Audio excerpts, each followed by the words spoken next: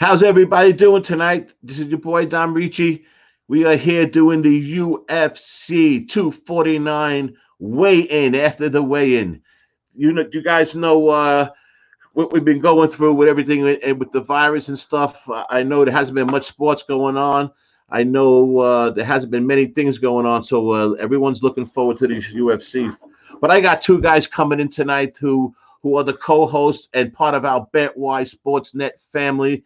That virus, no virus, rain, shine, snow or sleet, they are UFC fanatics. They live, sleep, and breathe. Say that 10 times fast.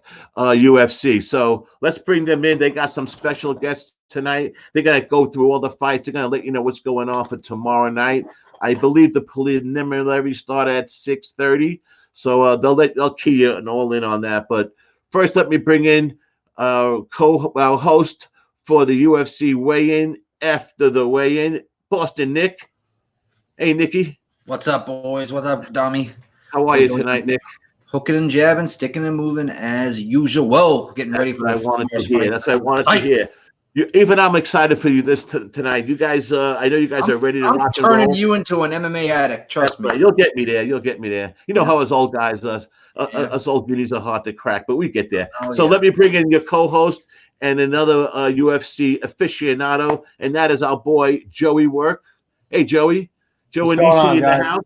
Hey, Joey. Good to see you. How's everything going in New Jersey today, Joe? It's going. I hear you, man. We're not far apart. I understand, man. It's unbelievable. But hopefully we're getting out of this little by little. Thank goodness there's some fights on tomorrow night to watch. I'm sure you guys are excited. So what I'm going to do is jump back out into the chat and jump behind the scenes and make sure everything goes okay. And these guys will take you through the show. So enjoy yourselves, and I'll talk to you guys in a little while. Later, Dommy Gun. All right. Thanks, Dom. Get out of here. All right. First up here, we got Ryan Spann, Sam Alvey? We do. What are you thinking here? I mean, looking at it, Ryan Spann is obviously the only side I would go, but he's minus 420, so that's crazy talk. Obviously not going to lay that. And under-over is a round and a half. So I know Spann's on a 7-fight win streak, 4-0 in the UFC. His last 10 fights, only 3 got out of the first round. So he's been, finishing people and, really ending them fast. I know that's why it's over 1.5. Sam Alvey, obviously, smiling Sam. Love the guy. Very nice dude. Yeah, love the guy. 33-13 in the UFC. I mean, in his professional fights, he's 6'2". So Spawn has a 3-inch height difference and about a 6-inch reach advantage. Alvey has got knocked out 2 of his last 3. He lost 3 in a row, and he's 10-8 in the UFC. So I think this is he's definitely on a downward. Joey, do you think that this him being at 205, because we all know Alvey is a natural 185er, right? Yep. Him being up here at 205, he's lost 2 of his last 3, which means he could be on the chopping block losing his job. That being said, we got Spann coming in here as a new hot gun on the rise. I kind of feel like there's a setup fight for the UFC for Spann to get a W. Absolutely. Can't take Spann at that price, but I do like Spann inside the distance at minus 125. It went down from last night. I think it was 135 last night. So I didn't bet it yet, so thank God. Saved about 10 cents there on the dollar. I do like Spann inside the distance at minus 125. What do you think about that look?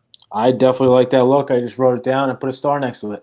Awesome. I was trying to find a way to get on him, but I think you found it. I think it's too risky to take him by just knockout because he could submit Alvey, even though Alvey's only been submitted, I believe, either once or none in the UFC or in his career.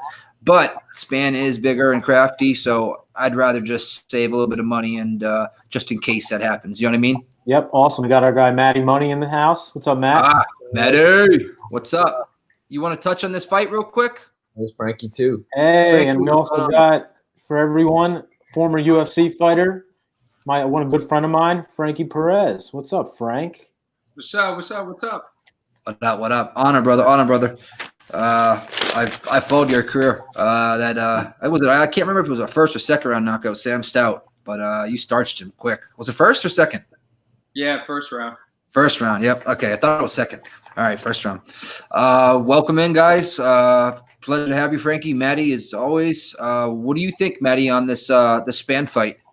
To be honest, I know that you guys were just talking about Spann, but I kind of like Alvey in this fight, especially at him at, I mean, him coming in at plus 325. I mean, that's honestly great odds because I'm not gonna lie. When I used to watch Sam Alvey, I was never a fan of him. You kind of really dismiss him really quick. He comes in with the dad bod, he's smiling. You're like, who the hell is this guy? And then all of a sudden, he knocks the guy out with like just catching him on the chin or grazing him on the chin. I mean, the dude's 100% got power in his hands. But I feel like the past couple of fights, down at wherever he was, 185, he was kind of getting into these like wars, just hoping that he lands first, hoping that he grazes the guy, and he was coming out on the wrong end of things. Mm-hmm. I do think that 100% this is kind of like a do or die fight for him. Wherever he's going to land in 185, 205, it's a do or die fight for him. He's got to win this.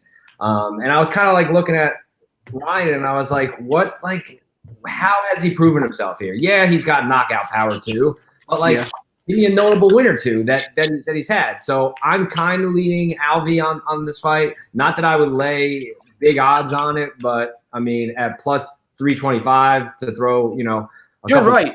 Lines are way off completely. You know what I mean? But I just don't. I see Alvey I'm not 100% sold. I like it a little bit. Okay, you gonna bet it or no? I'll probably throw something on it, but definitely, not a lot. Word. Frank, you got anything? Yeah, you got anything on this? I like Alvey, period. I'll be honest. I'm not a big betting guy. I let these guys go at it, and they always ask me, "Is what are you drinking, a beer?" Oh, me, yes. Look like a fucking urine sample from over here. It's 8 ounces. You're right. It is an 8-ounce glass. I got big hands. Fucking quarantine's getting to somebody. But I like Alvey. I think Alvey is very underrated, like Matt said, and you just never know with him, man. You just never know. He's tough. He's like the gatekeeper up there. You know what I'm saying? Like if you can get through him, you got to be pretty good. And he's like a do or die kind of guy. You know what I mean? He's always got something in the tank. So do you think the weight differential is going to be, because he's really a true 185er, and he still has a dad bod at 185. But do you think that the size difference is going to matter or no? Nah, I don't think so. I just think he just gets hit too much. That's his problem. He doesn't move his head. He's very basic on his technique. But I think he'll be able to accommodate and I think he's going to win. Roger that. Joey, what fight we got up next? Next, we got Charles Rosa versus Bryce Mitchell. Yep. Rosa 3-2 last 5, 3-3 in the UFC. He is 5'9", 69-inch reach. Taking on Bryce Mitchell's 4-1 last 5, 3-0 in the UFC, not including his exhibition on The Ultimate Fighter. He's 12-0 professionally, 5'9", and has a 1-inch reach advantage. I think I'm on this already, and Bryce Mitchell minus 150. I'm laying at Rosa. I mean, he's lost a lot of tough competition on and off recently, but I basically think this is another build me up for Bryce Mitchell to try to get his name out there, thug nasty, and keep him on his win streak. Okay. What do you think, Manny? I see this. This is actually one of my favorite picks of the night, not Bryce Mitchell, but going the other way. Thank you. Rosa. Go ahead. I think break it down. And honestly, I haven't seen these guys fight that much. I haven't watched their fights all the time. But one major thing sticks out to me in this fight. That Charles Rosa went 3 rounds and went to decision with Rodriguez. Yair Rodriguez. And he beat him in the 3rd round. And that dude comes in there and throws everything at you. He throws everything he's got. Some crazy shit that you've never seen before. So in my mind, that was in 2015. That was 5 years ago. It doesn't matter. I mean, it doesn't matter. 5 years ago, I was 30 pounds lighter. It does matter. Yeah, but Yair's been a monster since he got in the UFC. Yeah. So in my mind, if he can get through 3 rounds of Yair throwing everything he's got at him and throwing these crazy kicks and punches and striking and all this stuff. In my mind, this is going to be a walk in the park for him. I mean, he's definitely going to be able probably to outstrike Mitchell. So what has Mitchell got? Is he going to go and take him down? Is he going to win with wrestling? Probably not. No way. So this is, I mean, going through the fights, this was one of the things this is one of the 3 fights that I starred on one of my favorite picks, Rosa. I like Rosa too. You do? And I'm sure you'd like him, Nick. He's a Boston native, isn't he? I'm a friend of his too. I'll get into it afterwards. Go. So I trained Jimmy Hedis to fight him, and when Jimmy couldn't make it to the fight because he tore his ACL, I actually we had breakfast next to Rosa, and he was like, "Yo, what's up?" He was like the nicest, coolest dude, but he's very underrated as well, man. The kid's tough. I don't know too much about Mitchell. I know he's like a hillbilly from somewhere, and he just Arkansas, yeah, and he just kind of gets after it. But Rosa's tough, man, and I mean, his 3 losses are 3 very good losses. You know what I'm saying? Like, so I think it's definitely set to be one of the highlighted prelims for sure. Yep. I mean, you guys know him on Rosa. I got him at the plus 155 early on. I think he's taken on money since then. I mean, if you look, yeah, I'm 35 now. Okay. Now, I mean, Mitchell fought Bobby Moffitt, Tyler Diamond. I don't think Tyler Diamond was in and out of the UFC. And then who's the third? I can't even remember. But I mean, Charles Rosa is the type of guy with heart. He came in the Dennis Siver fight in his debut in 2014 in Amsterdam, cut 28 pounds 13 days before the fight, and made a competitive fight at Dennis Siver. In 2014, Dennis Siver was somewhat of a beast. That being said, like you guys said, the pedigree of fighters that he's faced in comparison, I think are much superior, and at the dog odds that we can get him at. And I think by decision is the way to play him to get even a little bit extra. I don't see either one of these guys finishing each other. I don't think Bryce Mitchell for sure is not going to finish him any type of way on the ground. We know Rosa's jiu-jitsu is a black belt and probably under a better belt. I think Bryce is a brown belt. So I'm all over Rosa, like you guys said, like stank on shit, plus 155. Plus, I think he's getting better, with time. Sometimes you need some losses, but you also need some time away from the game a little bit in order to, sharpen up your craft. I mean, he beat Manny Bermudez, submitted him last fight, and Manny Bermudez was set to be like one of the next top tier guys. Yep. Like, submitting everybody in the first round, and he's a huge 145er. Yeah, he came in 5 pounds overweight for that fight too, I believe. Yeah, he made the last 2 weight cuts, I think. Yep, and that broke the streak for fighters that are winning that weigh in overweight. I think it was like 8 fighters in a row. He's big, man. That kid's bigger than me at 145. I've never seen him in person. Yeah. Wow. All right. So we got a almost consensus. Joey's going thug nasty, Mr. One Nut drill my ball sack. We all know that. You guys know that, right? He drilled his own ball sack. He has 1 testicle now, so that's not fair at the weigh-ins, guys. Rosa should get an extra, half a pound or something. This rise is a whole nother issue. We need to talk about this. There's probably a testosterone issue in there. There's got to be something going on. You never know. What we got next? Nico Price, Vicente Luque, Joey? Yep, that's what we got. So Vicente 4-1 last 5, 10-3 in the UFC. He was on a 6-fight win streak before his last fight, which he lost to Wonder Boy. And he also beat Nico Price back in 2017 via darts choke. Nico Price 14-3. He is 3-2 last 5, 6-3 in UFC. They both have a 76-inch reach, and Nico Price is about 2 inches taller. His last 9 fights, none of them went to the distance for Nico Price. So somebody, I would assume, I think somebody is going to get knocked out, or this is going to end this before decision. But the odds here are this is the kid that knocked out minus 260. Right? Yes, correct. You probably know what I'm doing in this one, Joey. It's similar to the first fight. I'm off this one, but yeah, you're going to do Vicente within inside distance. Yeah, minus 135. I think he gets him out of there. I don't blame people for taking that dog shot on Price whatsoever. He's an unpredictable fighter. He can get you out of there basically. I mean, we've seen what he did to Randy Brown. That was ridiculous. But I just feel like we know the better fighter is Vicente Luque. You know what I mean? I'm just hoping he doesn't slip on a banana and, Price takes it. So price tag on Price is awesome, but I'm taking Vicente Luque inside the distance at minus 135. What do you think, Matty? I like that. I like that a lot. I mean, looking at this fight, Nico's so hard to call because he's like so back and forth. One day he's on, he knocks you out in the first round, and the next day he's getting knocked out all over the place. He fights like super weird. He's on the ground, standing, he's scrambling, he's throwing wild stuff, he's backing up, he's coming forward. His last fight, I'm pretty sure that he was losing when Nico fought James Vick. I'm pretty sure he was losing that fight in the first round. He was on the ground and he hit some crazy up kick on him, right? Yep. That was how he won. So, and I'm pretty sure he was phased. He got knocked down. He was on the ground. It was like some last effort thing that he just threw some up kick and he won.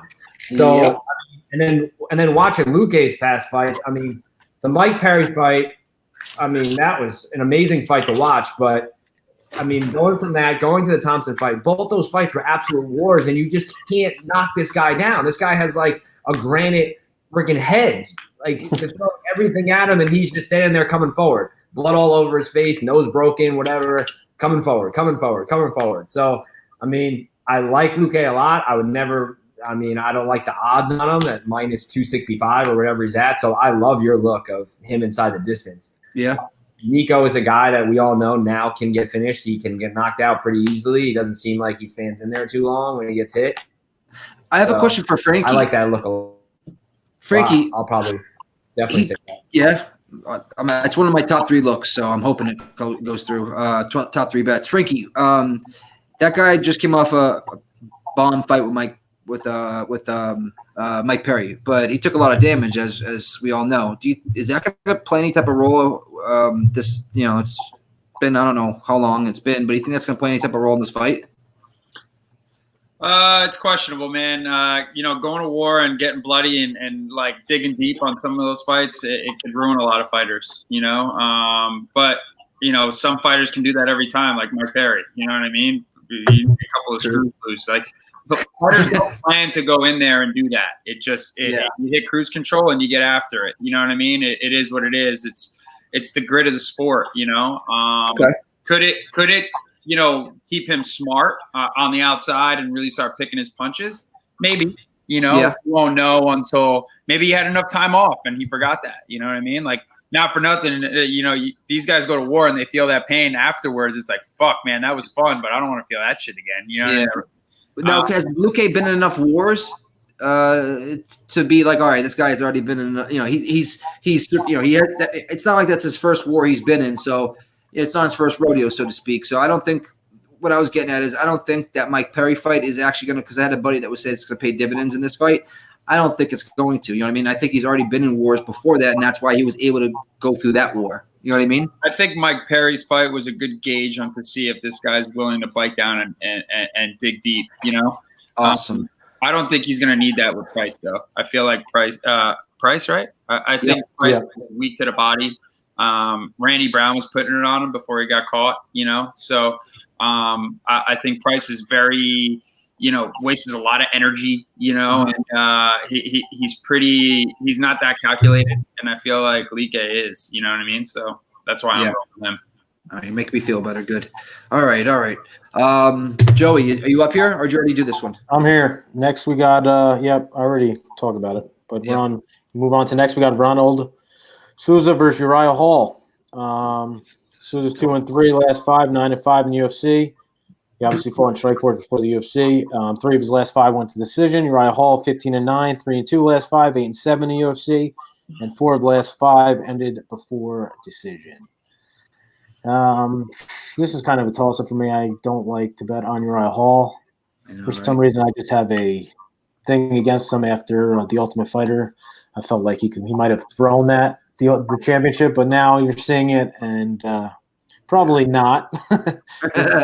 Felt like he didn't keep his hands up that whole fight, and it really just got to me. And then from then on, now he's off and on. He's 8-7 UFC. He's has a win, has a loss, has a win, has a loss. So I would lean Souza, but I haven't made a move on this yet. A lot of money coming in on Hall right now. I mean, it's back to it's pick 'em right now. Yeah, he was training. I know he went and trained by himself. Supposedly, he's been living in a gym by himself. So that's probably good. Yeah, that's probably good for him. But I just don't know how much. I read an article that he only had one training partner, and if he only had one training partner, how much like grappling was he's going to be able to get in? I mean, we know Jacare just went 5 with Jan Blachowicz, right? Blachowicz, whatever you say his last name. Yep. I mean, he's going to be. I mean, at 205. So I mean, at middleweight, I mean, he should be able to take down Hall easy. You know what I mean? Put him on the fence, trip, inside like trick type of thing, take him down, make easy work of him. I like Jacare here, but what scares me is that first round power of Hall. I mean, he could put anybody out. We know that. You know what I mean? And that's what makes me apprehensive of jumping on that just yet. But I just I feel like no matter what, I cannot not take a shot on Jacare at literally it's pick 'em odds right now against Hall. Jacare Souza versus Ryan. Yep. I mean, minus like 115. Yeah. Now it was minus 130 last night, I think. Now that it's pick 'em, now it's made my mind up. I am taking Jacare as a bet. Yep. I mean, this is probably again one of my top 3 plays of the night. I love Jacare in this fight. I think he's not a guy that makes a lot of noise. He doesn't get talked about a lot. They don't cut promos for him or anything. But he's always there. And every fight that he has, he's always fighting the top guy in the division. No matter who it is, he's always fighting the top contender. And if you're really studying his record, I mean, he's got last fight, split decision with John. He went split decision. So and then I mean, you're looking at his record, split decision with Gastelum 3 fights ago. Beat Weidman. Last time he fight Romero, he went split decision with Romero. And then, you can pick out where he got head kicked by Whitaker, but I feel like that was just a simple mistake.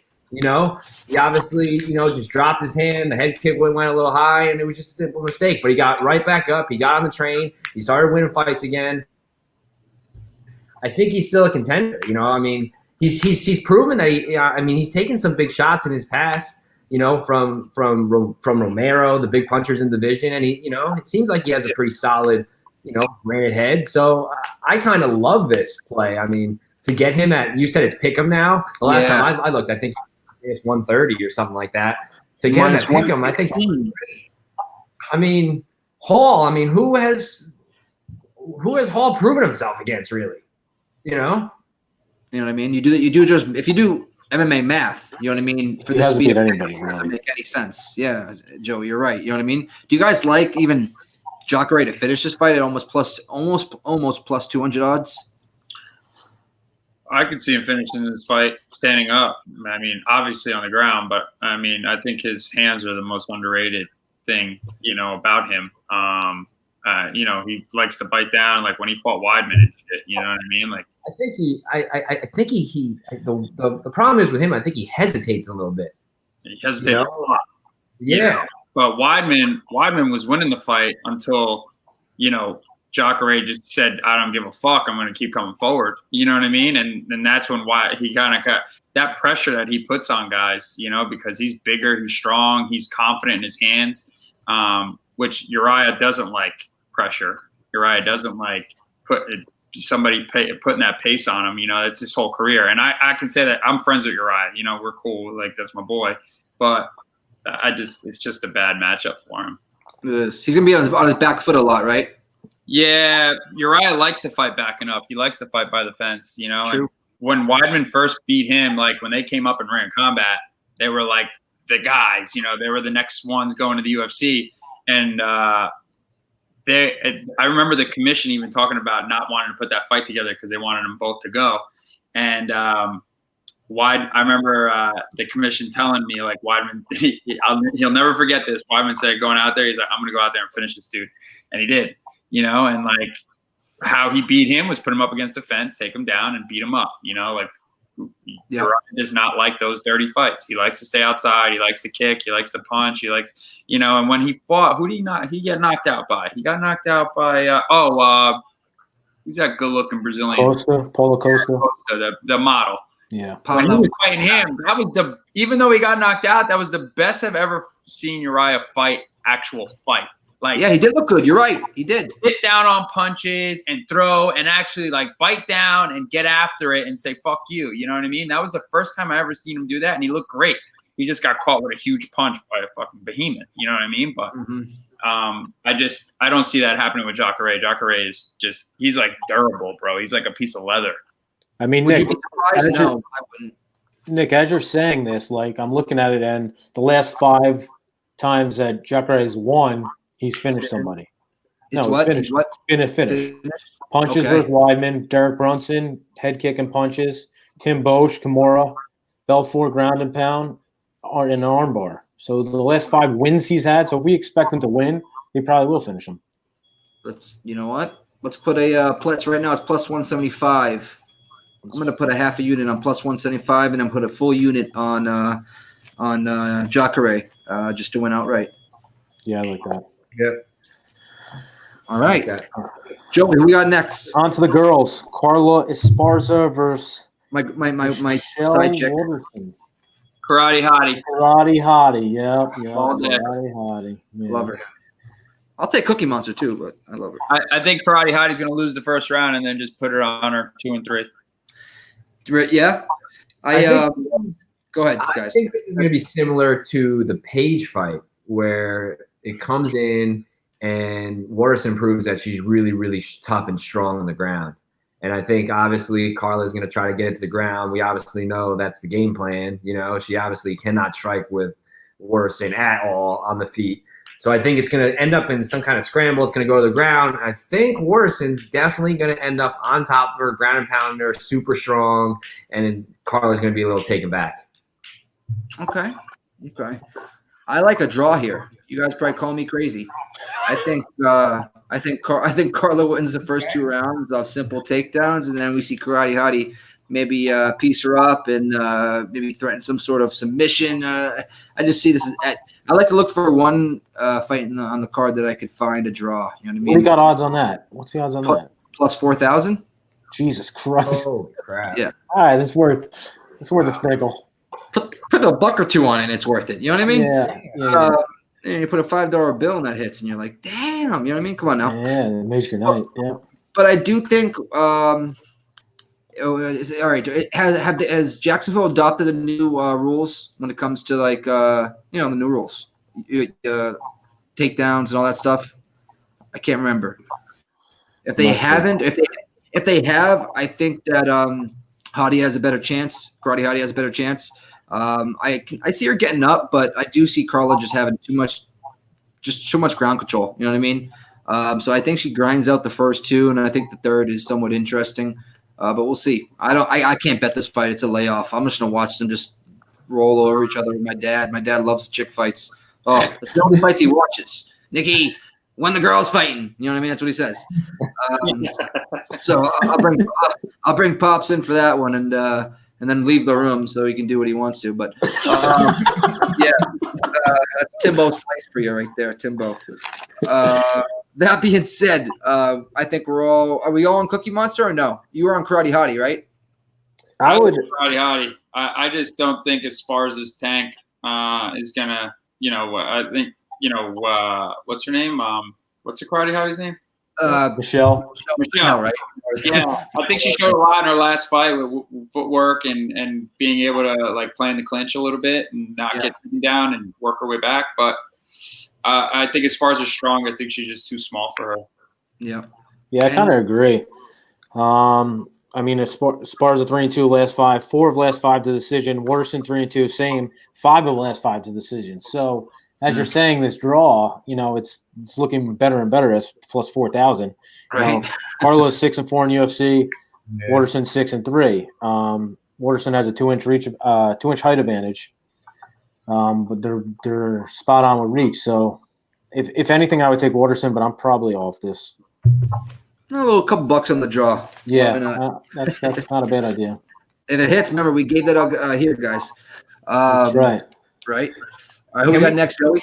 Can we just skip this next fight? This is like Alexei Olenek versus Fabricio Verdun. Actually, I got to play on this one. Oh, yeah? I actually do. Taking within the distance, Fabricio Verdun.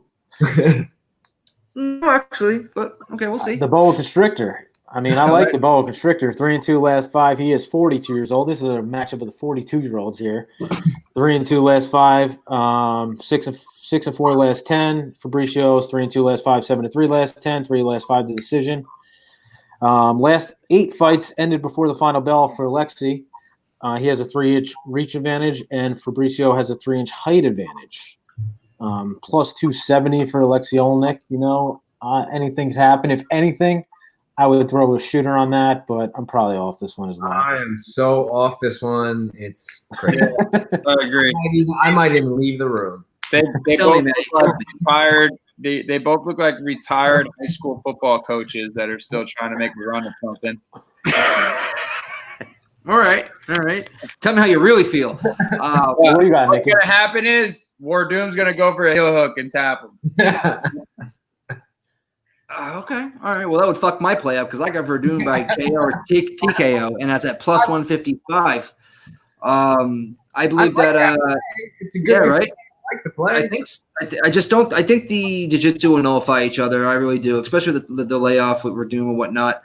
Alexei Olenek, yeah, he's got the Ezekiel choke, but I picked Verdun to win on my thing, but I would never lay. What's he at? Minus 350 or something? I would never ever put that down on him in the inside you can get it at minus 140, but I still think that their submission skills that they have, their jiu-jitsu is going to nullify each other, and where this fight stands apart hugely for people is this in the striking. I mean, listen, Olenek throws those big bolo punches, bro. Like He's got like his head down. He keeps his head down at all times. He's like the hunchback.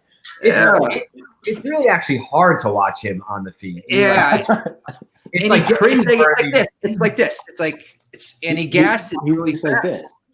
It's weird. He punches it. He throws strikes to try to get the takedown and try to get that Ezekiel choke is what he does to get in the clinch. And that's not going to work with Fabricio Verdun. We all know that. You know what I mean? It's a different level. This is a setup fight for Fabricio Verdun to come back to the UFC and make a run at the heavyweight title. They need action in the heavyweight division. We all know this. It's been the fucking saying for years. The heavyweight division is the weakest division there is. It's been better as of late, but it's still the weakest division they have in the UFC. This dude's almost got like 70-something fights. Yeah. Crazy. Who's that? It's crazy. 58-13. Yeah. He has 70. It's unreal. He's got 72 fights. Who's that? Alexei Olenek, Yeah. the boa constrictor. Retired football player. Football coach. Who do you think wins this one though, Frankie? I'm telling you, we're doomed by heel hook. You call him the heel hook, huh? All right. Yeah. Alexi just got heel hooked by Gordon Ryan in 13 seconds. Oh wow, I didn't know that. When was this? Before quarantine, like Before he won his last fight versus Maurice Green, but right before that he lost by in a minute. Yep, Ryan, I bet against Gordon. Green because I said Green is exactly what he is, Green, and that's the first and last time I'll ever bet on Alexei Olenek. So, But I mean, if you look at Alexei Olenek, he was fighting in Russia, and he's fighting like 2-3 times a night. Like on October 4th, 2008, he fought 3 times in the same night and beat 3 different guys. Against soccer dads. Yeah, you know what I mean? against Oleg football dads, soccer dads, some guy right? 1-2, some guy 2-1, and then a guy 0-0. He just knocked them all out. Boom, boom, boom. Heel hook, whatever. That's an easy put all that on the same bar tab. God, Jesus, Lord. All right, let's not. Yeah, I don't hope that. Listen, Fabricio freaking sees this. He's coming after us. Lexi, he'll just. He'll do nothing. That being said, we got next up here. Is it? It's Cerrone Pettis. Woo! Now we're into the money. Yep. Here, now is the main card. Is that 72, Actually, right? Is this the main card? Probably not. 1, 2, 3, 4, 5, 6. This is a 6. So this No, might I be the think last. we got. Don't we have? Is it Hardy and DeCastro before that? That's well. I don't. Mine's showing that Cerrone and Pettis is before. Yeah, that's what mine's showing too. I think yeah. Hardy is on the main card. Main because card. of his name, That's which crazy, is- by the way. which is wild. Is right. Yeah, that's It's crazy. kind of. It's very disrespectful to Cerrone Fucking- and Pettis for what they've done. You know. Choke me what they've done for the company. You got Exactly. the weed, the guy, they had Exactly. We're just taking this guy that's got 3 fights in the UFC just because Oh. he's Greg Hardy, just because he's been on the Cowboys and gotten all this trouble. Well, no, don't get so crazy. So the prelims and everything's on ESPN, and then everything else on UFC You Fight. know what? You're right. You're right. So that's really the main event to the prelims. Yep, that brings that shit. They always try to bring people to ESPN. Gotcha. In the ESPN contract, they need at least one big fight. That's why there's a lot of big names in that.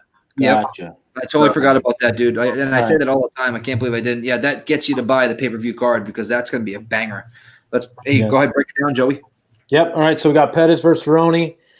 Pettis 2-3 last 5, 9-9 UFC. Cerrone 2-3 last 5, 23-11 in the UFC. He has a 3-inch height advantage and a 2-inch reach advantage. 4 last 5 for Pettis have stopped before decision. 4 last 5 for Cerrone, stopped by TKO. They fought back in 2013. Pettis won by a kick to the body. On this, I already I'm on under 2.5 at minus 135. Okay. I don't know who's going to win this fight. I think, these guys are both veterans and both can take beatings, and I anticipate that happening. But I don't know who's going to win. So. Oh wow! I didn't know that much money came in on Cerrone. Holy freaking moly! Yeah, Cerrone is now plus 120-ish. I got him at plus 155 or 160. I got to double check. Good for you. Yeah. I mean, I wouldn't touch Cerrone right now with someone else's D and someone else pushing right now at those odds. But I mean, I would. It's weird. I wonder if you can actually, if Pettis will actually swing into the dog by tomorrow. I don't think so. He'll probably be in pick'em. What do you think here, Matty? I've been like back and forth on this fight like constantly. Like, well, one time I'm at like, oh, it's Cowboy. Next time I'm at Pettis. You know what the issue is that I always bet whenever I bet Cowboy, no matter what fight I bet him in, whether losing or winning, I bet him wrong. I bet him the wrong way because I always think I can get reads off him, what he's doing, how he's acting, if he's smiling, if he's friends with the guy, if he's not. It's so weird, but. The one thing that's kind of sticking out to me is that in his interview this week, he's been telling people that he can see the light at the end of the tunnel now.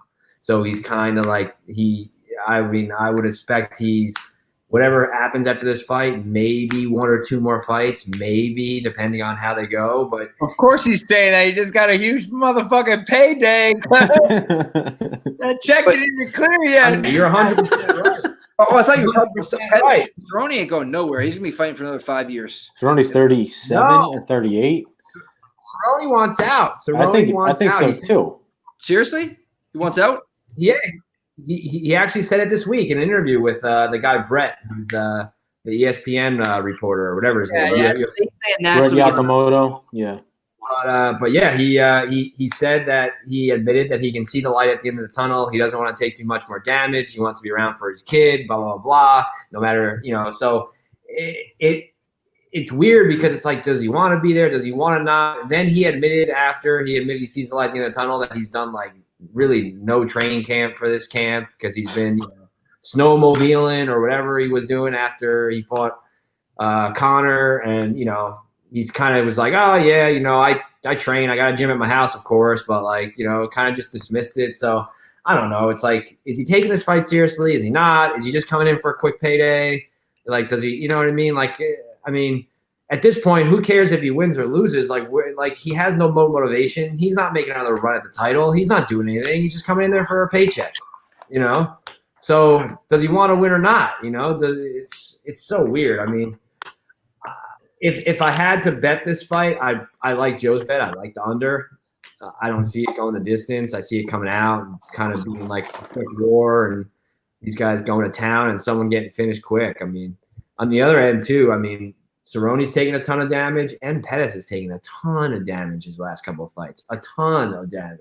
His face has been a bloody mess every fight. Mm-hmm. So it's like, I don't know. I feel like where it goes, how it goes, I don't know.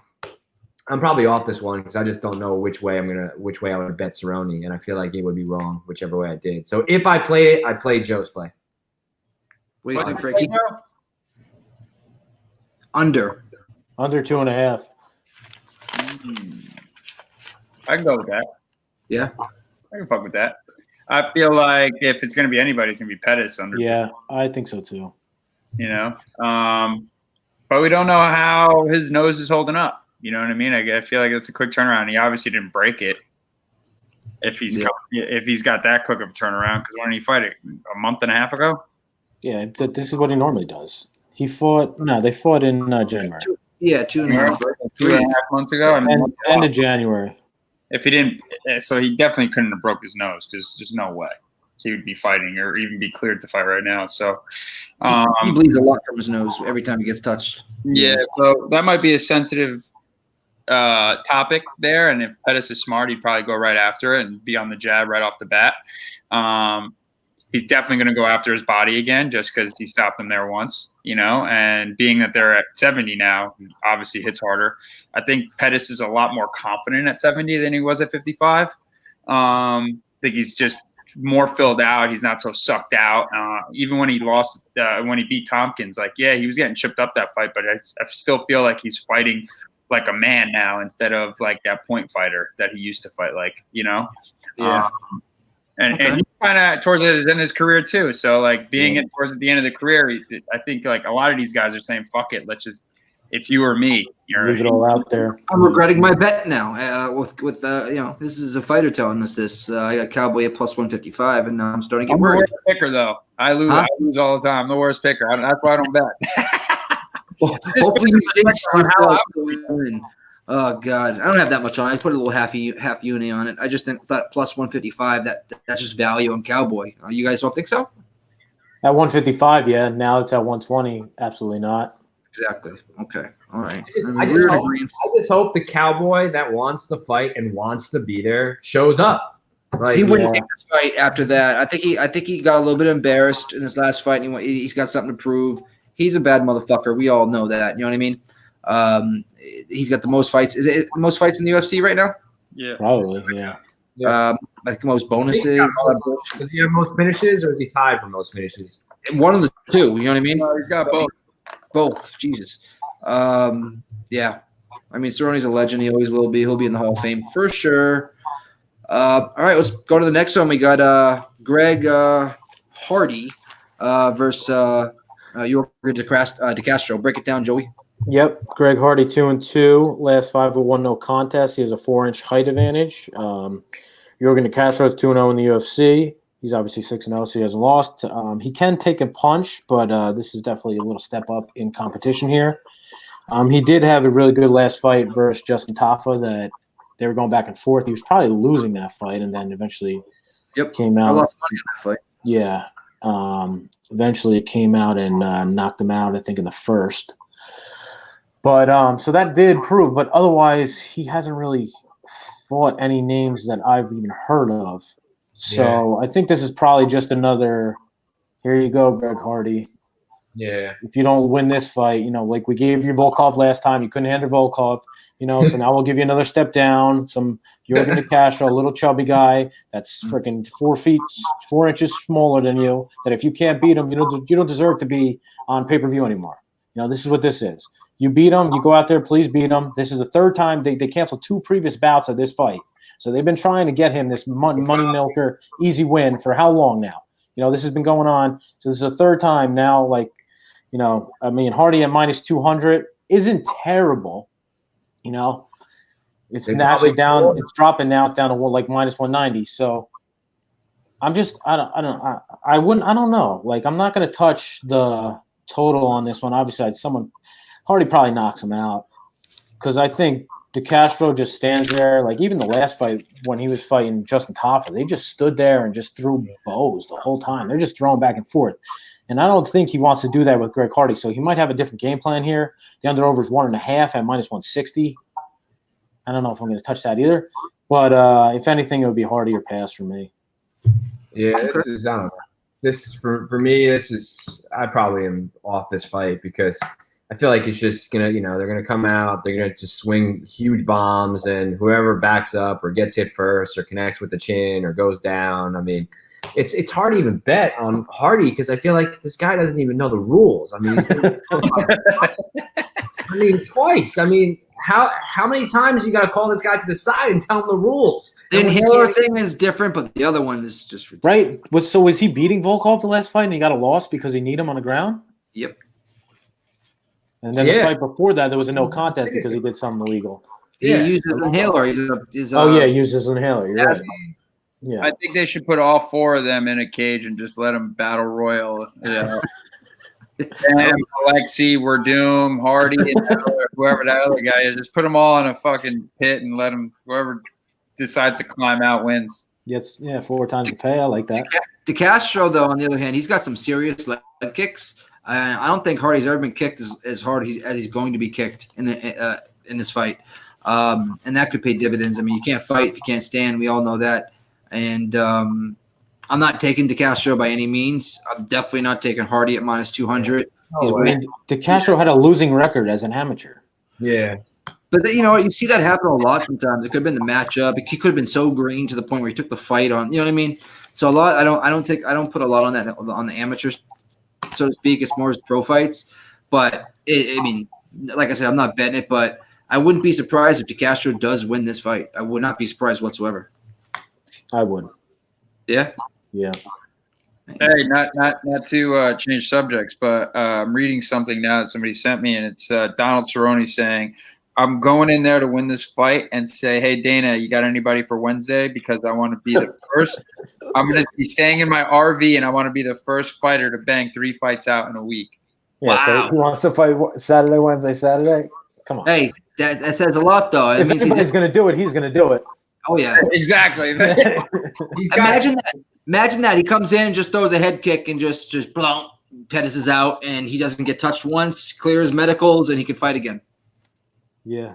Let me tell you something. The realest and truest thing that Donald ever did and said and recorded was his video on what he feels when he comes out to a fight behind the scenes. Yes, you're right, man. I know exactly.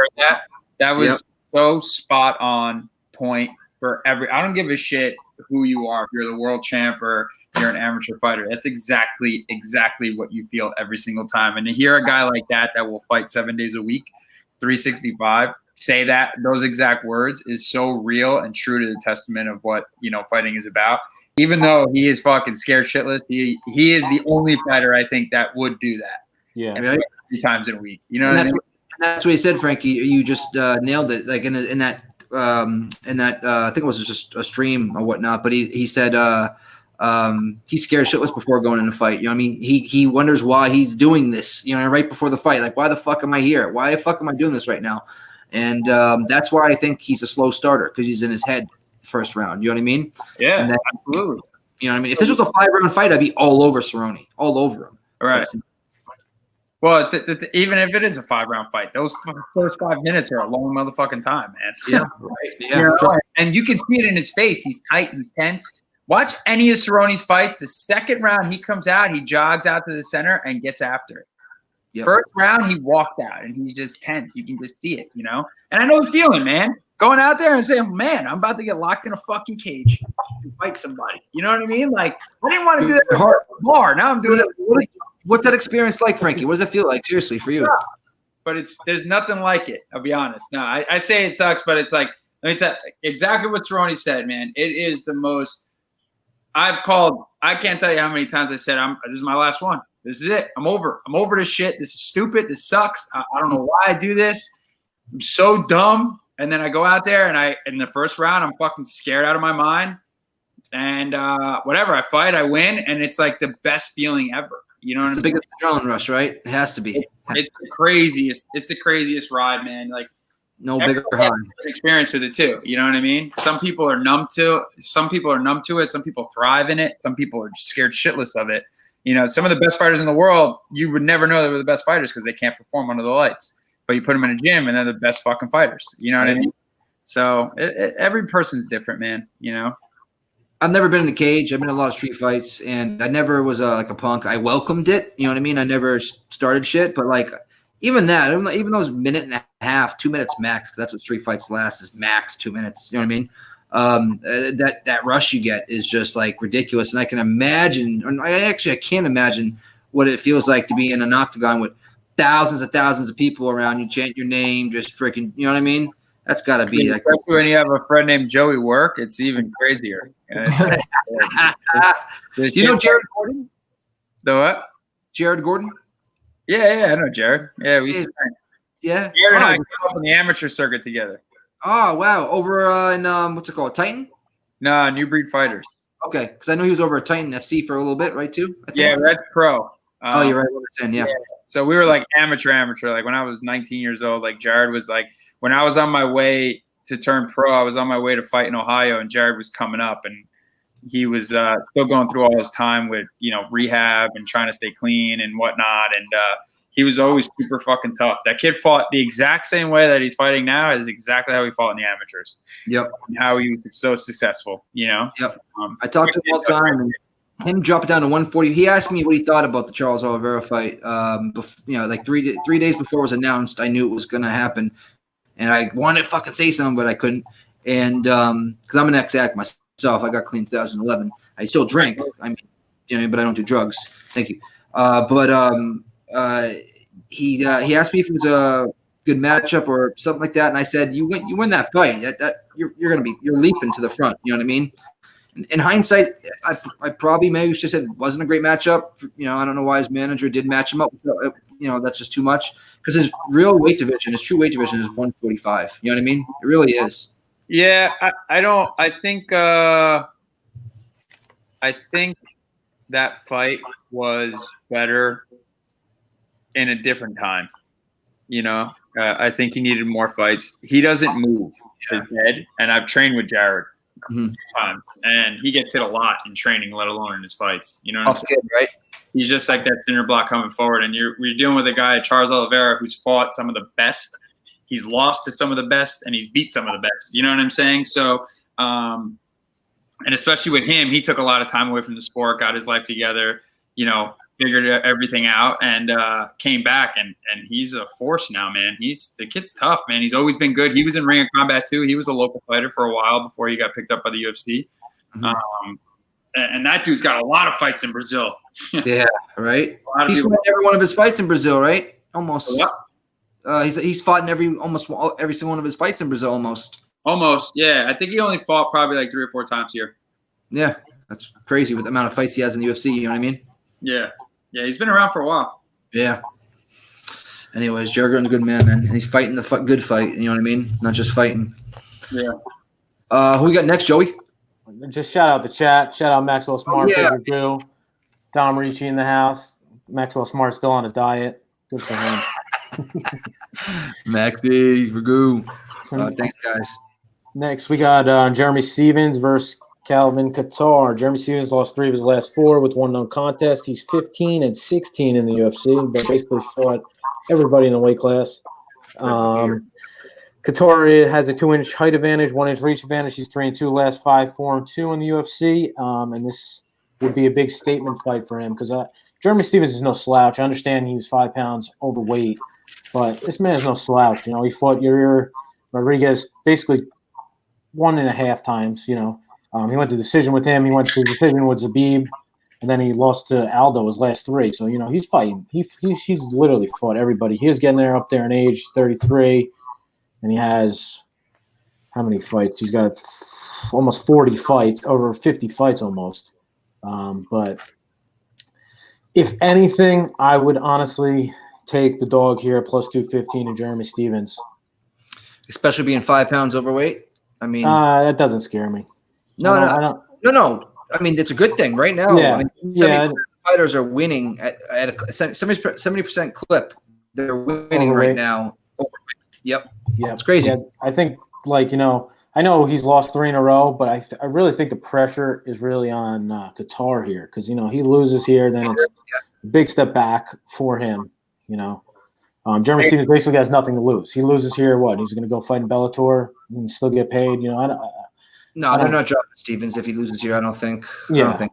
You never know. But he's a great – I mean, he's all right. If he was just like a wrestler, like, some slouch is just – not slouch, but just a boring fighter in general. Yeah, but still kind of, you know what I mean? But he brings it no matter what, win, lose, draw. So I think they keep him around. Calvin Kattar, I love him. He's a Boston. I don't know if you guys know, he's a Boston boy as well. But minus 250 is just crazy against Jeremy Stevens. I mean, plus 230, you're going to get Jeremy Stevens at now 5 pounds heavier, and he's not. Guys, everybody watching, he's not going to just be 5 pounds heavier. He's going to be probably about. What do you think, Frankie? Anywhere from 10 to 15 pounds heavier? Who's going to be 10 to 15 pounds heavier? Jeremy Stevens. Yeah, maybe. I mean, he's got a dad bod too. I like Cater in this fight though. Yeah, me too. Odds are. I see. I go off of. I'm not a bettor. I don't care. You know what I mean? But Cater is super precise, super tough.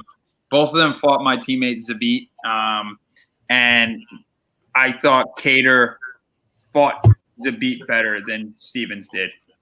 Stevens is, very emotional. Third round, you're right. Yeah.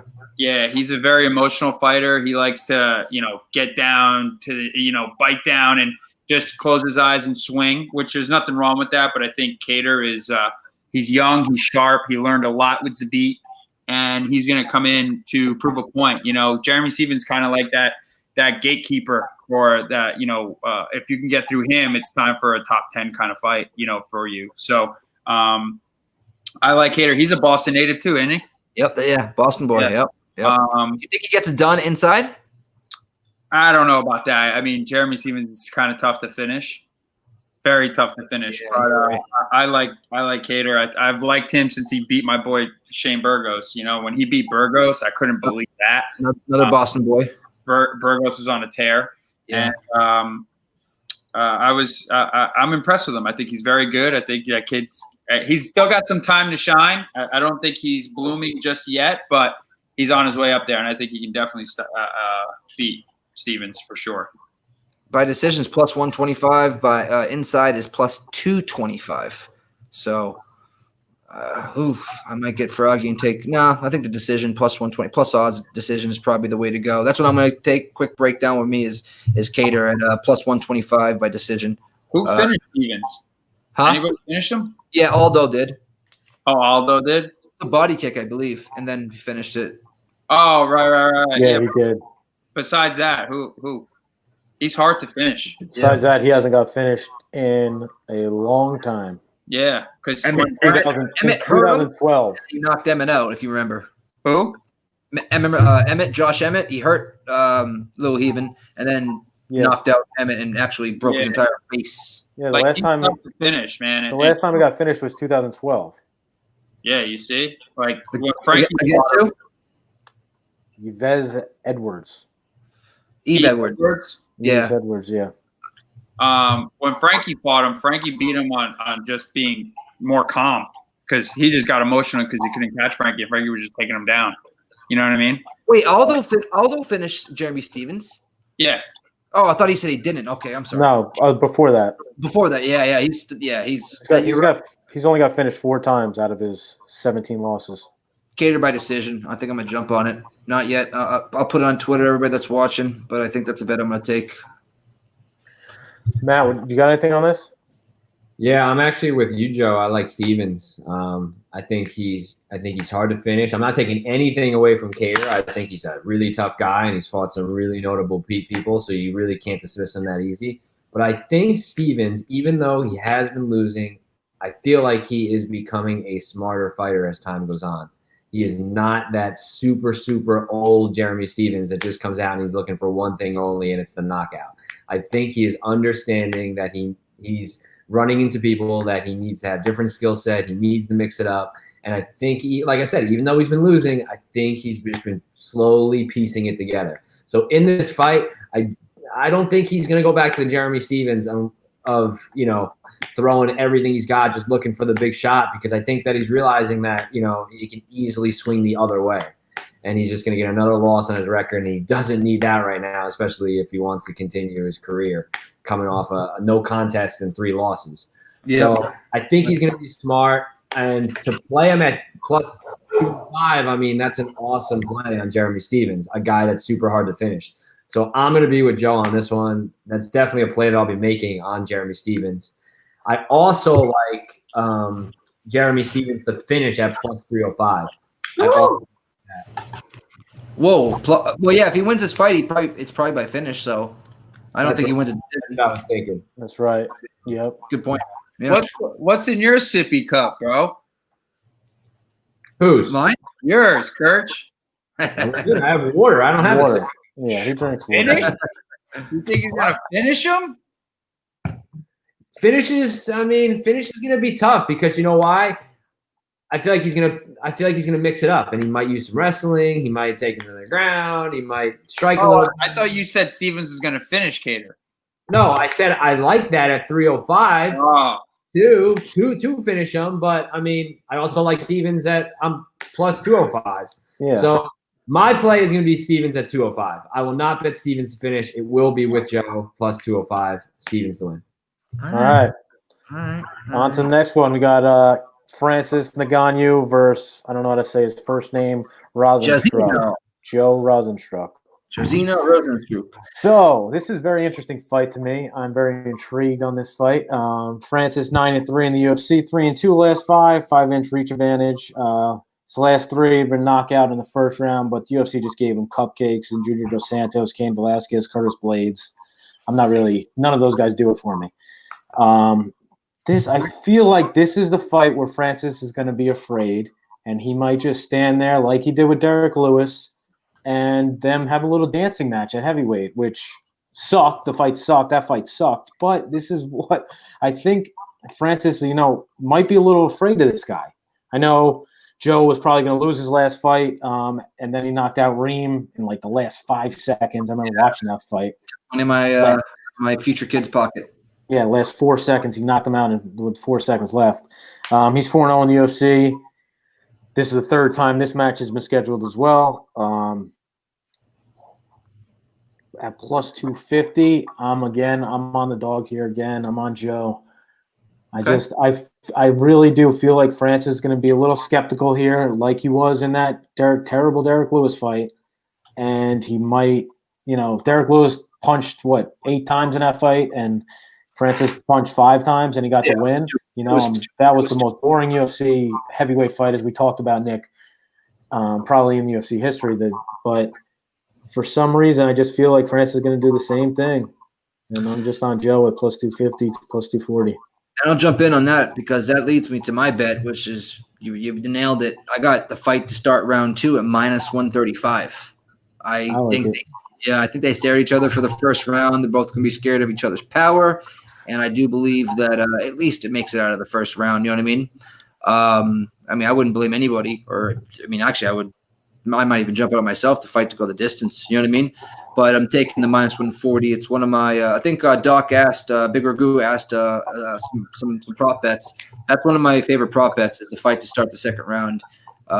Just simply because I think they're going to sit there, stare at each other, and just be a little bit gun shy for the first round. I like it. What do you think, Matty?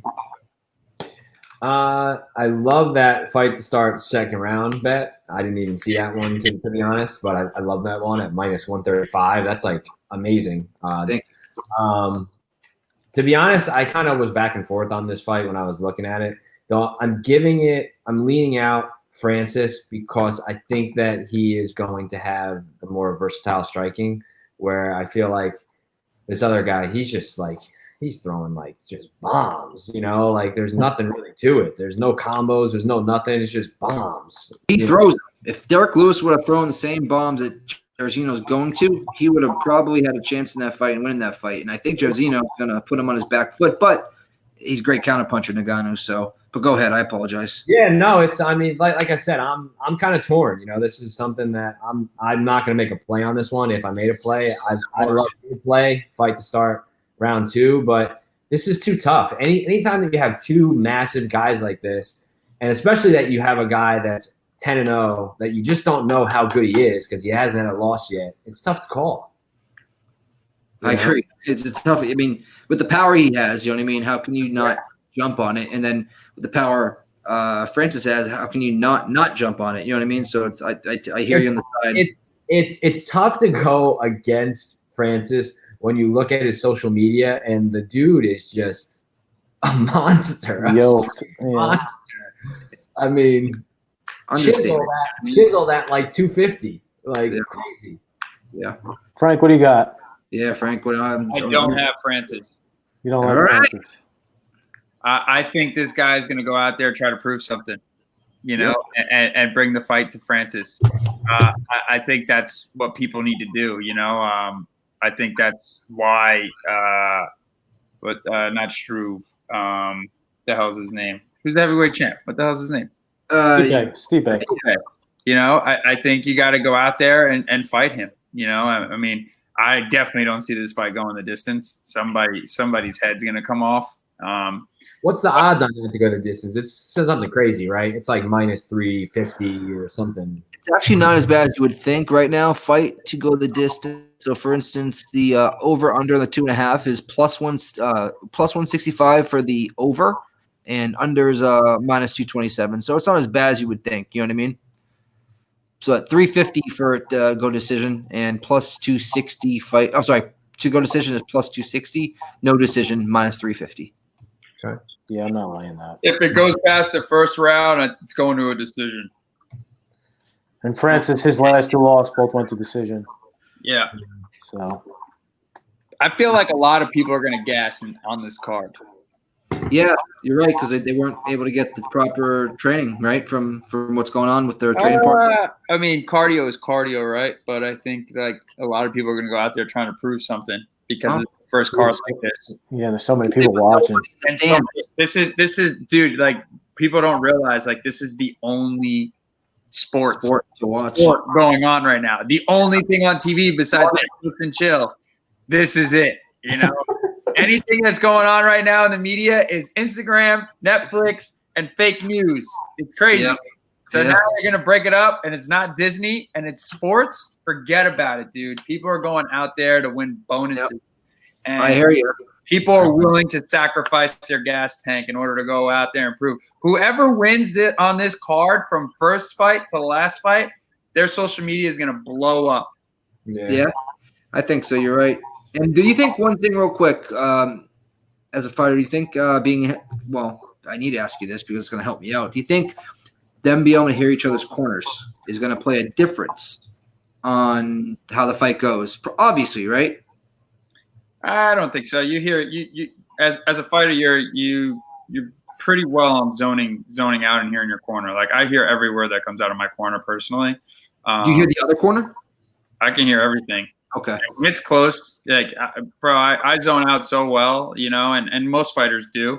I think it's going to be awkward for them, you know what I mean? And as quiet as it's going to be, you know what I'm saying? Like, you're going to hear you bouncing up and down in the cage. Like, you're going to hear every, like, nick and cranny in that place, you know what I mean? In the Brazil card, you heard it, remember?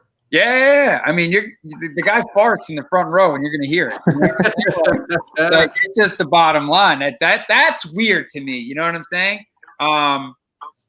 But I mean, most fighters that have been doing this a long time can zone everything out and just hear, you know, the front row or hear your crazy best friend yelling, you know, in the front. I just wonder if they're going to be able to know, like, you know, they could calling up combos and stuff like that, even though they're going to have codes and stuff, that they're both going to be a little bit gun shy of each other's corners. Do you know what I mean? Yeah, so, I think what we're going to be able to hear more is the shots being landed. You know what I mean? That's what we're going to hear. And we're going to actually, whoever the commentators are, whether it's John Anik or Joe Rogan, and they're going to, oh, that's a good shot. They heard him. Like, we'll already know. We're going to know what shots are landed clean and what's brushed off. And we're going to hear it. You know what I mean? Yeah. Okay. That was big on my decision making this week, but I wanted to make sure that was correct. All right, cool. On to the co-main. Get it done. Co-main, Henry Cejudo versus Dom Cruz. Henry won his last 5. He basically handpicked Dom after I think Aldo either backed out or what. I don't know exactly what happened with that, but he handpicked Aldo first, and then that didn't work out, so he handpicked Dominic Cruz, who hasn't fought since 2016, and lost to Cody Garbrandt. He does have a 4-inch height advantage, but I'm on Henry Cejudo. I'll lay the 230. I don't even care. I just think he's not going to lose this fight. Joe loves him. What's going on there? I think this dude's the biggest dork in the UFC. He might be. I actually saw Dominic Cruz when I was in California not too long ago. I went to a restaurant. I was leaving the restaurant, and he was outside. I said, "What's up, Dom?" He said, "What's up, man?" That was it, but that don't make me bet on him, you know? 6'4", you know? Yeah, it is what it is. You know, he was a nice guy. So Dominic Cruz, I'm actually I'm cool with him. When I retired, he actually defended me, and I went with my teammate Corey Anderson to the following fights because he was fighting, and he actually he was fighting I think Dillashaw on that card. Oh. And he respected everything that, like, backed me up and respected everything that why I chose. So that's why, like, Dominic holds a little special place on my team. You know what I mean? He's a pretty down to earth dude. You know? Is he? I feel like sometimes he comes off as just kind of like pretentious a little bit, like he's the best. You know what I mean? But you never, I've never met him. Like, you know him. You know what I mean? So what the fuck do I know? I mean, what do you think? I mean, he's fought 4 times in 9 years, right? He hasn't fought in almost 4 years, right? He hasn't fought in almost 5 years. Almost 5 years, 4.5 years. So we got 2, I think 2 knee surgeries in between that too as well. Well, 3 total, but 2 in between since he's not fought. I mean, everybody's talking about Dom's foot movement and whatnot, this and that. I mean, Henry's a faster when it comes to twitch muscle or muscle, whatever it's called. Do you really think that Dom's going to be the Dom of 2016, 2015, I should say, maybe? Who's going? Frankie, go ahead. Listen, man, I think Dom's got it figured out. I mean, my Marlon was putting it on Henry, and Marlon needed time in order to be in that fight. I think he needed at least 1 or 2 more fights. What happened with Marlon was he had quick finishes. He was very confident. Leading up to that whole camp was phenomenal because he was still with us. But I feel like his confidence he was so confident in being able to knock Henry out that when he couldn't, that alone takes a lot away from somebody. When you hit somebody with the cleanest shot that you got, they don't go away. Put everything behind it, and they just look at you and smile. Just that alone, he didn't even hit you yet, but just that alone takes all the energy away from you. You know what I'm saying? And then when you're stuck, you got 3 more minutes. You know what I mean? It's like, man, I got to figure this out. So what I liked in that fight was Henry showing, Henry can adjust. And that's what makes a great fighter great, is adjusting to things that aren't working. Now, when it comes to this fight, what Dom can do is adjust and also stay on a game plan. He lost to Cody, but I think he lost to Cody because he got overzealous and a little too confident. And Cody did exactly what he needed to do: stay in the pocket and be, 3 and 4 punches after Dom's 1 and 2. You know what I mean? And that's where he was catching him. He was counter fighting him, exactly what he needed to do. What I think that Henry might do is throw a lot of leg kicks this fight and try to slow Dom down. But honestly, Dom was on a big layoff when he came back and beat TJ. True. Controversial. It was close. Yeah, very. I mean, coming back from 2 knee surgeries and coming back and being world champ, I mean, that says a lot. You know what I'm saying? So now he's 5 years older, right? Almost. And smarter. Okay. Sure. Besides Dom being an athlete and a great fighter, he also knows the game in and out. He's been commentating, so that, you're looking at it from that side of the cage for a while. I mean, that does help, I would imagine, right? There was really no build-up either, to get emotional. So that takes a big part of this. You know what I'm saying? Like, these guys all just talking back and forth. It gets you all ramped up. There really was none. Even at the weigh-ins, like Henry made out pillows. Yeah. I mean, TJ Dillashaw, corny, like. Whatever. Yeah. I mean, whatever to get paid, I guess, whatever. But, like, he's corny about it. This whole cringe thing. He's dumb. He looks like he's going to cramp up one of these times. Oh, Lord. Yeah, he did. I thought he was going to shit himself when he was like, ah. I think Dom said it, too. Did you shit yourself? Yeah. I laughed. That's what he said. I played it 20 times. I couldn't. If that's what he said, that's hilarious. Oh, I'll give it to Dom for that one. I like Dom. So does Dom, by the way. Dom Ricci in the chat. He goes, never bet on a guy, never not bet on a guy named Dom. You like him inside, or you like him by decision? Decision. Bless me. Bless you. Oh, if you like him by decision, you can get Dom at decision by. Let's see what we got here. Matty, what do you like on this? While I was looking that up. Go ahead. I like Dom as well. I think I don't know. Dom. I mean. At one point, this dude was the king. I think no one's even kind of dismissing that. It's like this dude was the king of the kings at one point. and Cody just kind of knocked him down a little bit. But, that was a fight that he kind of got pulled into, and I mean, Henry just hasn't proven himself to me. And everyone's going to bring up, as soon as you say that, they're going to bring up, he beat Don, Marlon's a great fighter. Everyone's going to say that he beat Demetrius Johnson, but okay, great. But Demetrius Johnson is a guy that wanted out. You could tell he wanted out, The second he lost, it was like, oh, I'm out of the UFC. I'm going somewhere else, So they dissolved the 125 division for a while, so he had to kind of make a decision, I think, or they were going to dissolve it. And then they brought it back. It's just nobody could beat him, and then someone finally did, and it's weird that they decided to dissolve it then when Henry beat him. I don't know why we didn't get a rematch because that was super close. I don't know if you guys. I don't think Johnson wanted the rematch. I think he was out. John, right? It's weird. He just didn't want to re-up his contract. Yeah. Okay. Yeah. He probably got a nice little paycheck to go to one or whatever he got.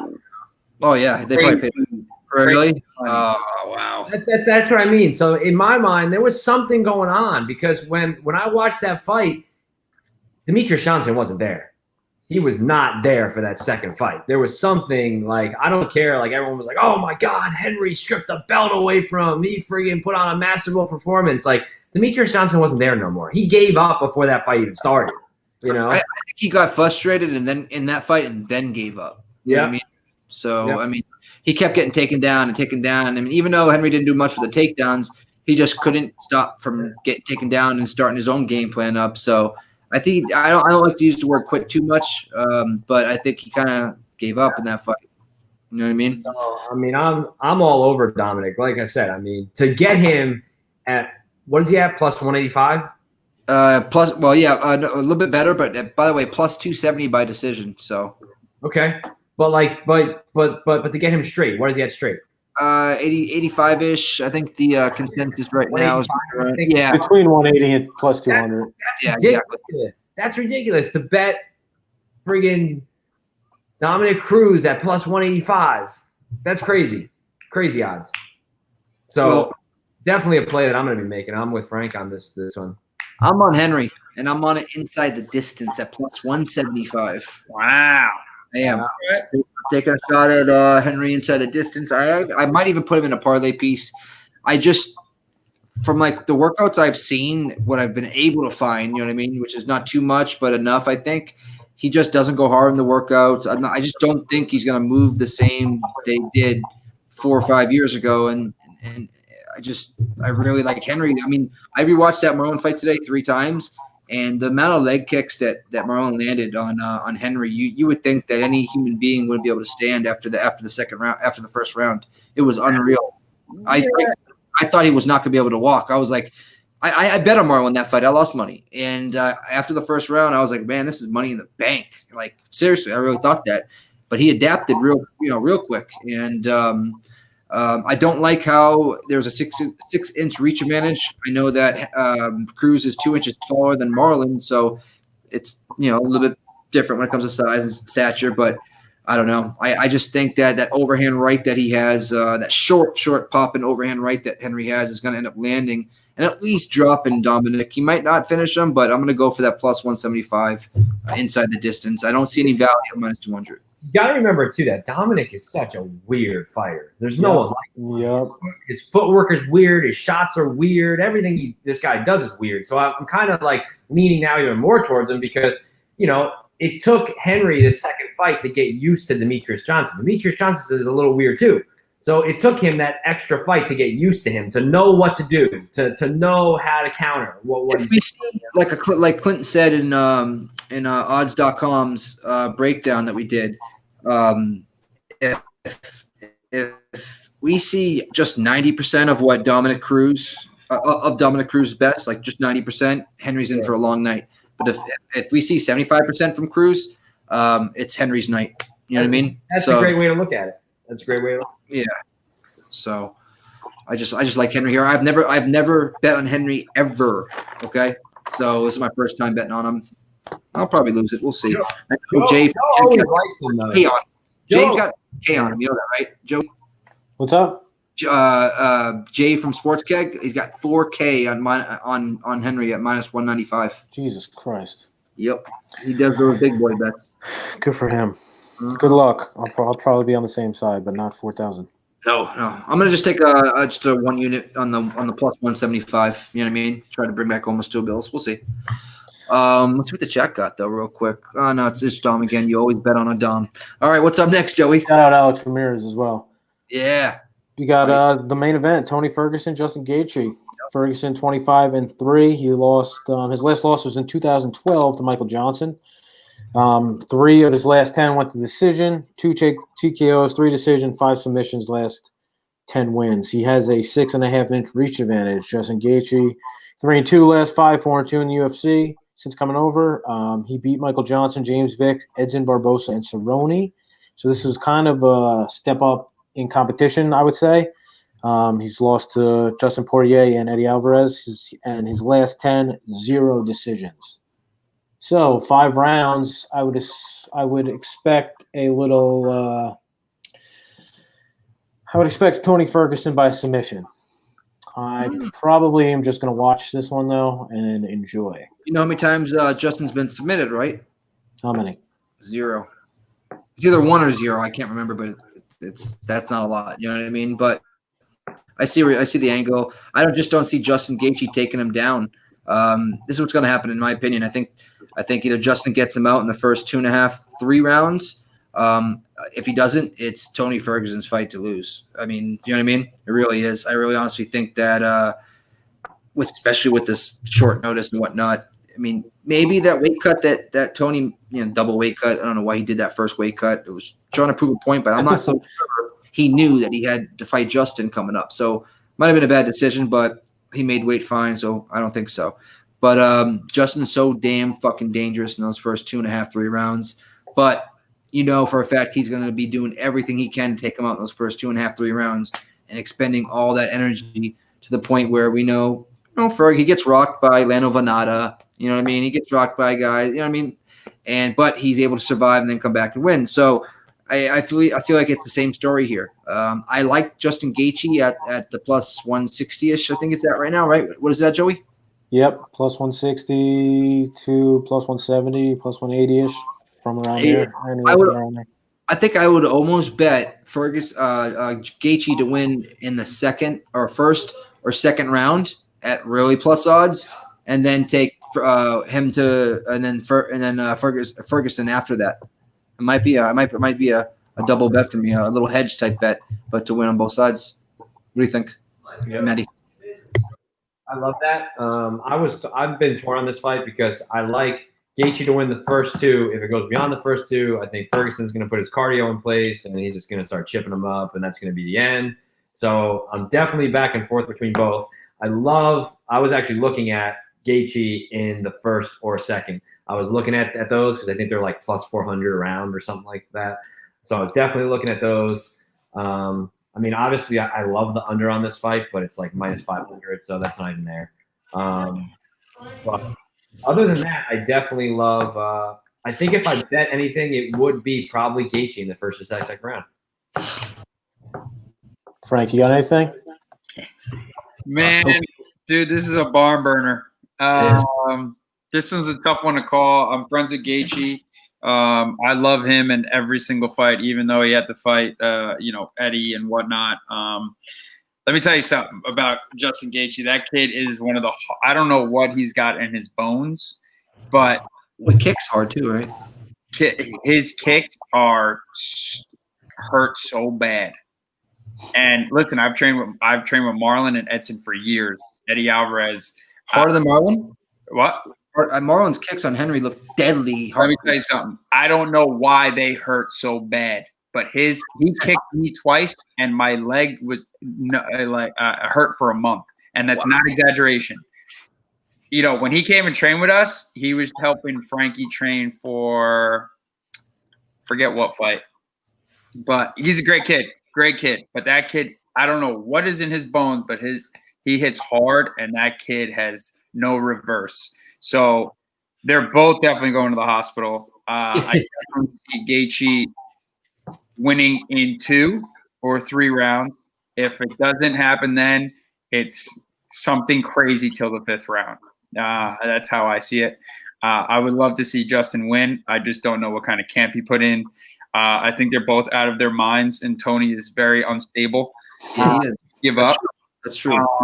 So that's what I'm saying. It's just this one is so hard to call. You know, Tony Ferguson is definitely more well-rounded, but he is like uncontrollable chaos. You know what I mean? Like he just started sparring. Like that dude hasn't sparred in 6 or 7 years, and he fights like it. Yeah, You know right. what I'm saying? Like he gets hit and he does spin moves, tuck and rolls. He doesn't know where he's at half the time, but it works for him, you know. And Justin's not afraid to get dirty. You know what I mean? So if this fight goes to the ground, I don't know what it's going to happen. You know, could he submit Justin? Yeah, probably. You know, Justin isn't the best on the ground, but he doesn't give up. You know what I mean? So all I'm saying is it's going to be 2 rounds of fury from Justin, and whatever happens after that, who the hell knows? Right. All right. So I think I hit the nail on the hammer on that one. Thank God. Okay. Oh man. I think it's barn burner. Who's up? Are you mad? Ferguson always gets rocked in a lot of his fights. He does. He does. Every fight. Every fight. And it's overlooked. It's overlooked a lot because he wins the fight. So no one goes back to the full point that he was basically rocked and on the ground, rolling around, doing flips and tumbles. 82 though. You know? Yeah, you're right. You're right.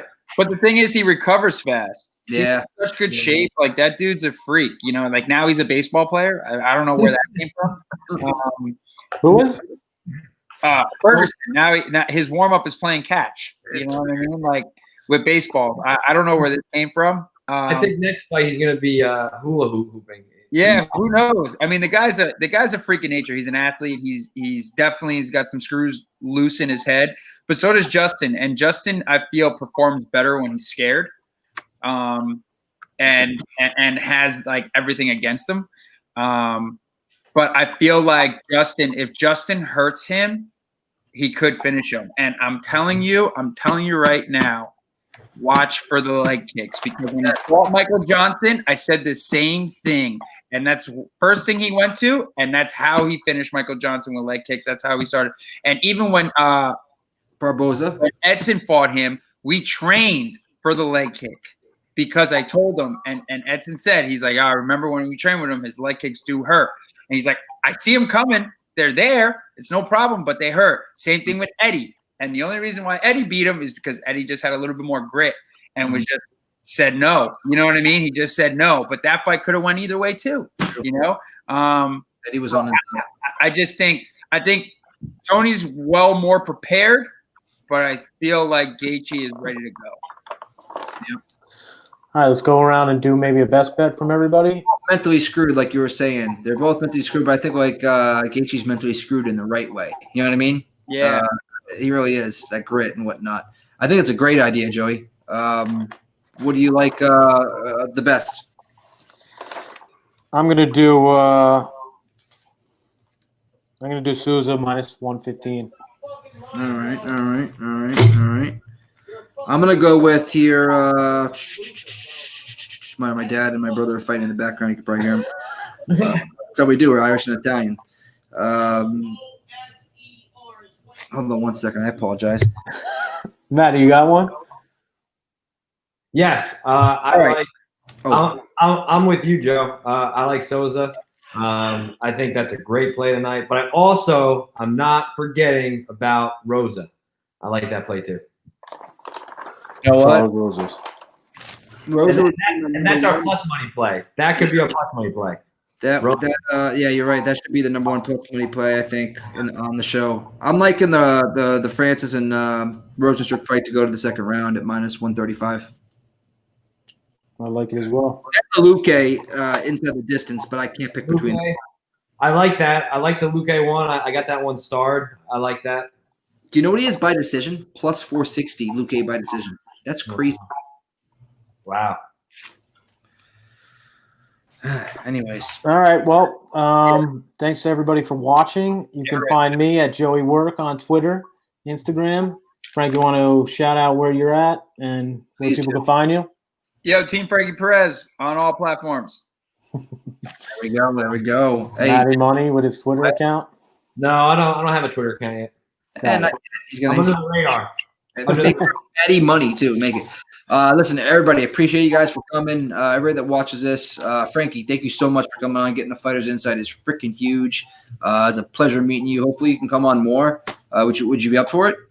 Yeah, let me know. I didn't honestly, like with quarantine and stuff. Maddie and I were just talking. He's like, "Yo, we're talking YouTube fights tonight." I'm like, I want to watch. I want to listen. You know? All right. Oh yeah, come on with Joey. If you can get your boy on, man, that'd be awesome. You know what I mean? Because just getting that real edge is huge in this game. We're about making money, and I know you don't gamble, but you can help us make some good decisions sometimes. You know what I mean? Yeah, let's do It's it. actually great to have like input from someone that like doesn't just knows fights but doesn't actually gamble or doesn't. Yeah. I'm over American Top Team. I roll. I hit pads and stuff like that. I know the guys, but I've never fought a professional or even an amateur fight, so I can't like you do. You know what I mean?